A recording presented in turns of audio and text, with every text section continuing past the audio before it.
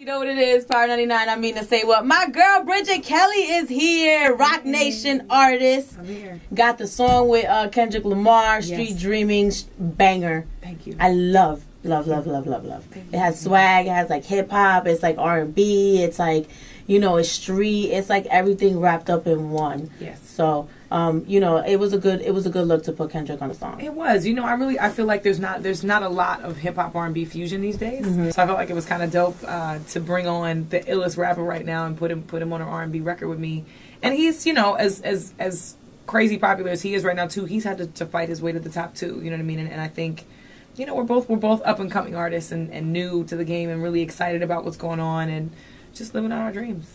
I'm happy he made time to come to the video set because a lot of people won't ever make that time, or your schedule sometimes conflicts. Nothing personal, just you can't get on the same page. You've got the budget ready. You got to film the video. So it was dope that he was even in the video too. We had to shoot the video. Actually, we had a show together that day in North Carolina, so we had to shoot it there. That was the only day that we had that was free, which was a show day. Like literally had a day of travel and then a day of shooting and then, you know, a show and then on to the next. So we crammed that in. We banged that video out as quickly as possible, and it was fun. We had a good time. Yeah, something different. Super happy when I saw that you finally got the green light from the powers that be for September-ish. September-ish. Right. Yes. Well, so, what determines like what day it is? Like who makes that call? When does that happen? It's an open dialogue. It's not one person that chooses. I can't just debo and be like, yeah, it's coming out September 1st. It's definitely, you know, it's always a conversation, and truthfully, it's my first album, so I'm blessed to be with a label that knows what they're doing in terms of, you know, what to release and when, and I feel like, you know, it's whenever we can agree on a date, or, you know, hopefully they'll bend in my favor. It must be so difficult for you for just dealing with the politics of this. Because I don't think people realize how much politics there are and the behind the scenes that go into this. It's hard. Yeah. It's really hard. When you're a woman especially, it's you got to fight to be taken even more seriously.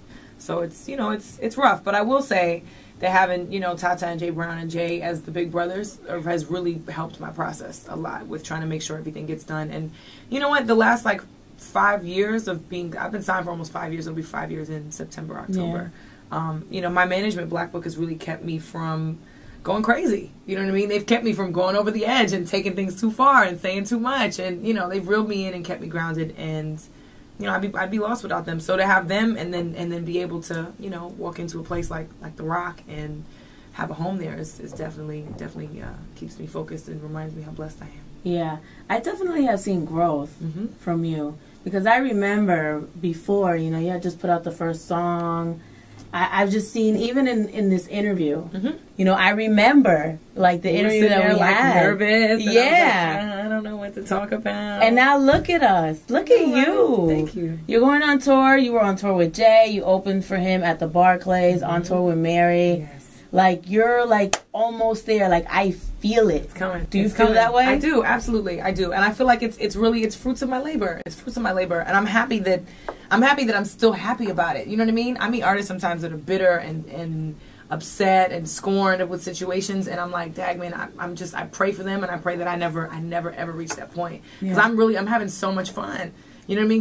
Going on the road, being on a bus, but, you know, going to radio stations, different cities, some cities I've never been to before, eating the food, like those kinds of things for me are, you know, perks of being on the job, you know, and I get to do what I love every single day. I get to wake up and do what I love. That's a blessing. Yeah.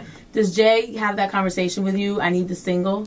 Does he have like the J. Cole kind of conversation that we all know about right now? I think we all have those conversations, and he for sure is definitely like, you know, well, let's figure out what song makes the most sense. Let's figure out what makes the most sense. Let's figure out what sounds the best. Yeah. And honestly, I don't bring anything to Jay till I've asked everybody else. I ask everybody else first, and then I go to Jay and say, all right, I'm gonna play you this, and I'm gonna need you to tell me what you think.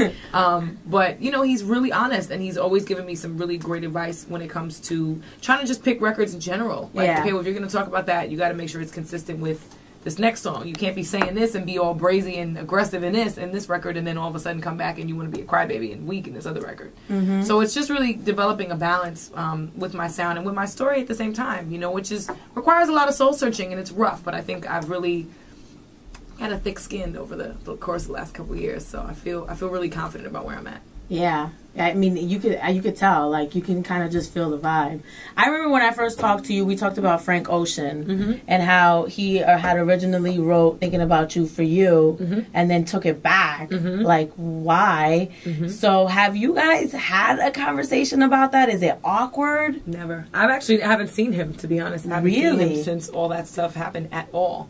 I think I remember somebody saying we were in the same place at the same time, but we never actually spoke, which kind of, I mean, I don't know, it's silly, but it's still, at the time, I was a little, I took it personal. I was a little hurt just because I felt like, okay, well, I didn't do anything to you. Why would you do that to me? But I let it go because it's, at the end of the day, I'm an artist and there's other things that I've seen myself go through and get sensitive about that I'm like, yo, sometimes you just, as an artist, there are things you gotta just hold for yourself and keep as your own.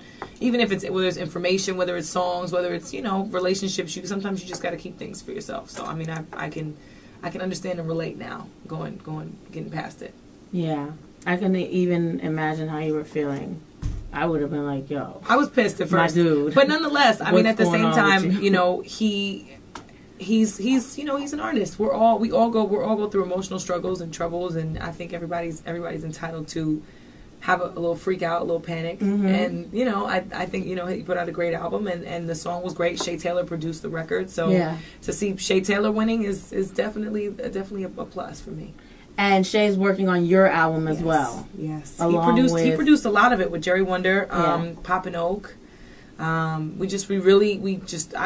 found a really great chemistry with those guys and wanted to just keep it really consistent throughout with Cristal, with Sam Dew, did a record with Elijah Blake, Eric Bellinger, just really, try to just find people that I click with, and just keep it there, keep the focus there. I've been a fly on the wall on a Jerry Wonder session and I was like, whoa, like he just put that together. Yep. From scratch. And he's not sitting there in front of the little machine pressing buttons. Playing the bass. Like he's sitting there playing the guitar, going over here, doing keys. Yep. I was so privileged and this was early in my career. I mean, he probably doesn't even know it was me. I was like literally in the studio session, like, wow, amazed.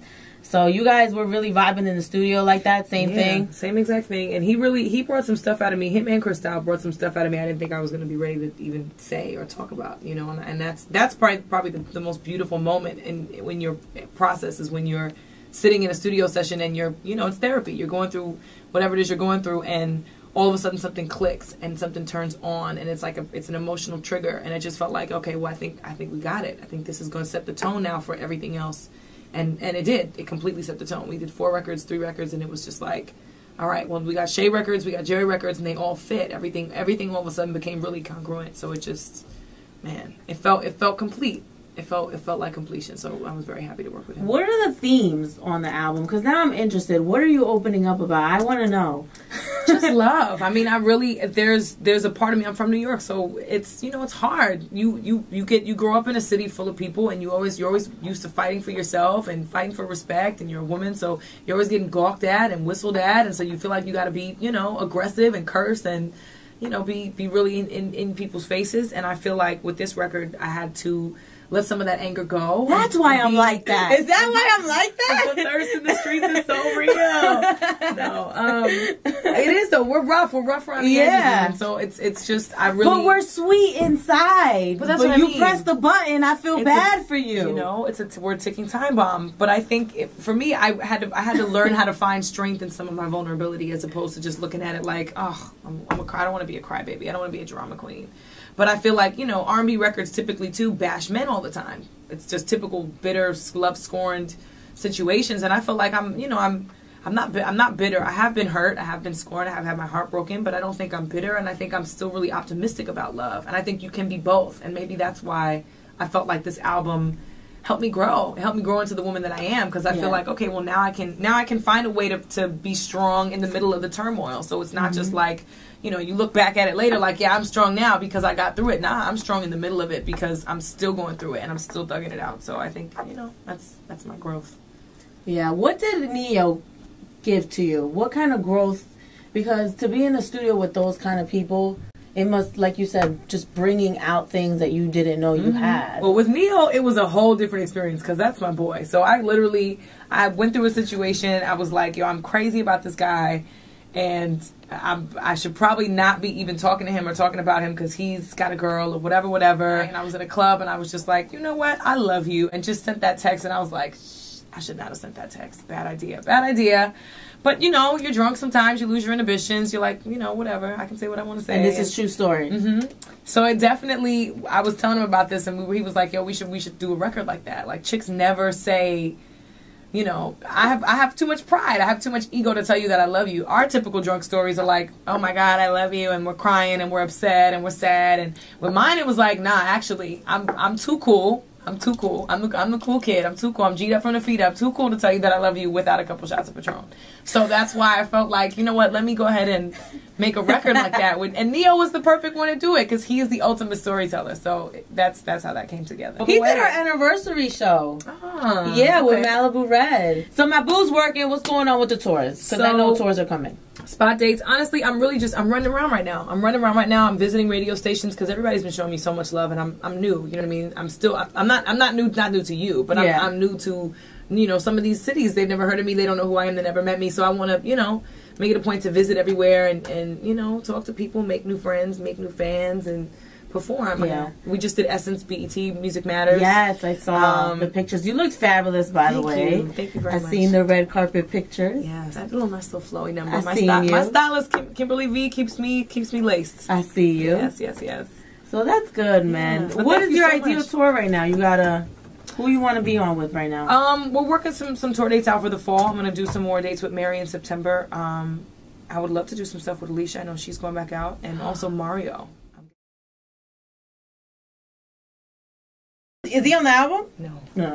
We're working on something now. Yeah. Him and I are working on something on the side. So there'll be working with Sam Dew. I'm like Sam Dew and Wale are kind of like an item right now. There'll be some BK Wale. There's gonna be some BK Wale music coming. Really? Oh yeah, definitely. Oh yes, I can't wait. The album's coming. Street Dreaming. Kendrick Lamar. Check it out. Mina SayWhat. That's Bridget Kelly. Please follow her on Twitter. Right? Yes. At They Call Me BK. And Instagram is Eyes of BK. And download my single Street Dreaming and Special Delivery on iTunes now. And if you spend that $2, then you should go, after you spend the $2 on the songs, then you should go to bridgetkelly.com and download the Every Girl EP, which is free. Definitely do that as well. And that last song on that mixtape? Which one? Oh, Strange to Love or White Lies? I think, which one's the last one? Strange Love. Oh, I live. Ballad, yeah. I live to that. And it's funny because when I told you this last time, you were like, but it's so pretty and this, that, and the third. No, I've been fighting the pretty songs, but you know what? The same thing has been happening to me with my shoes. They've been trying to fight me to get me in the heels. Now they were fighting me to get me in the pretty songs. So we're growing. We're evolving, okay? One phase at a time. What matters. One phase at a time. Bridget Kelly, everybody. I'm Mina SayWhat.